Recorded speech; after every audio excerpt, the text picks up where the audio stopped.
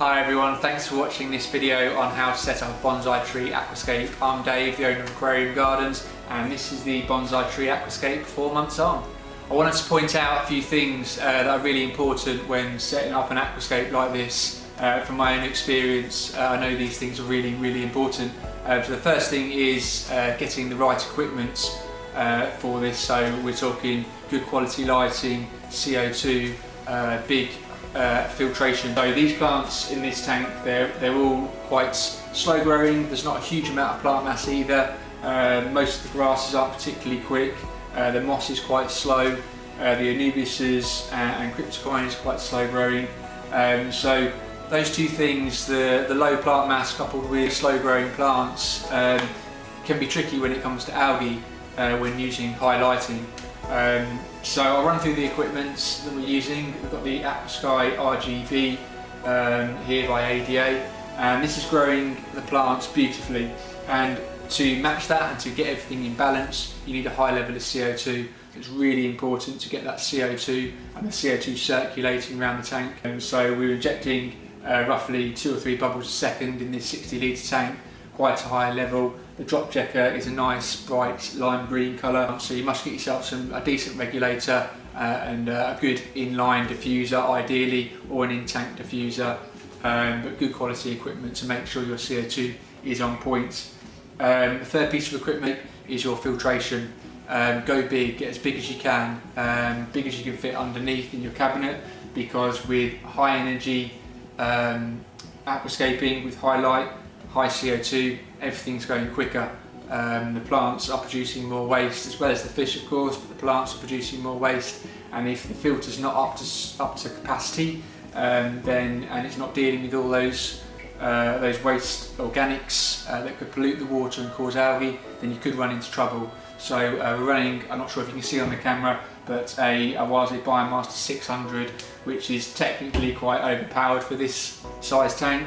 But considering the scape, it's really high energy with, again, high demanding plants and lots of light. The extra filtration capacity really goes a long way. My next tip is the substrate and soil. So we've got a lot of carpeting plants here. We've got a lot of plants that are demanding nutrition from the substrate, and also your substrate is acting almost as a second filter.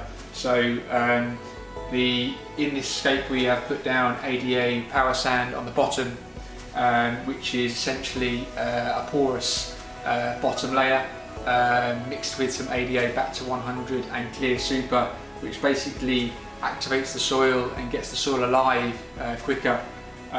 So this is good for the plants. It gets the plants growing quicker, settled in easier. The substrate, as I said, is also almost acting as a second filter for the tank. So getting those substrate layers right and getting the best quality base layer in the tank is going to really help the plants, and anything that helps the plants hinders the algae.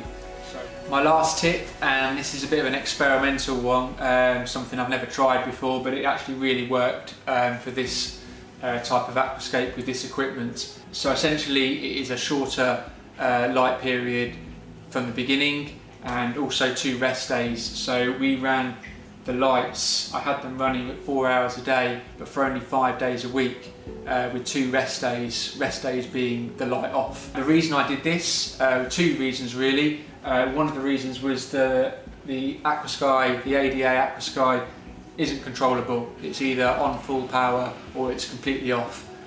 So normally we wouldn't recommend running a light on full power from day 1 because the plants are just settling in and we don't want to get algae. So we normally recommend running the lights at 50% and working your way up, but we haven't got this option with the ADA light. Running the light with a shorter photo period and having 2 rest days would be a way of having less light, just short bursts of intense light, and it seemed to work.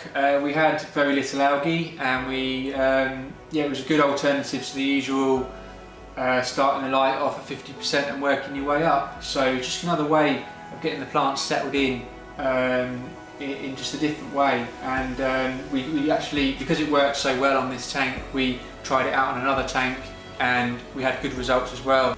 It was a bit experimental, and I do believe in trying new things, and you don't know if something works unless you try it. So yeah, I could definitely recommend it when you're using a light like this that is strong but is not controllable. Try running from day one 4 hours a day for 5 days a week, and then eventually you can slowly increase that to 6 hours and eventually 7 days a week as well.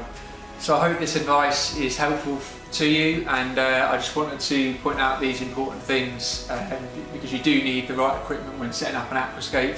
A Bonsai Tree Aquascape or a diorama or irigumi aquascape in general are not the easiest aquascapes, so you just need to make sure you've got a few things in place first. Yeah, these things have really worked for me and this aquascape, so I hope the advice is helpful to you, and if you do decide to give it a go, I hope what I've been explaining is useful. So again, thanks for watching the video, and take care till next time. Bye for now.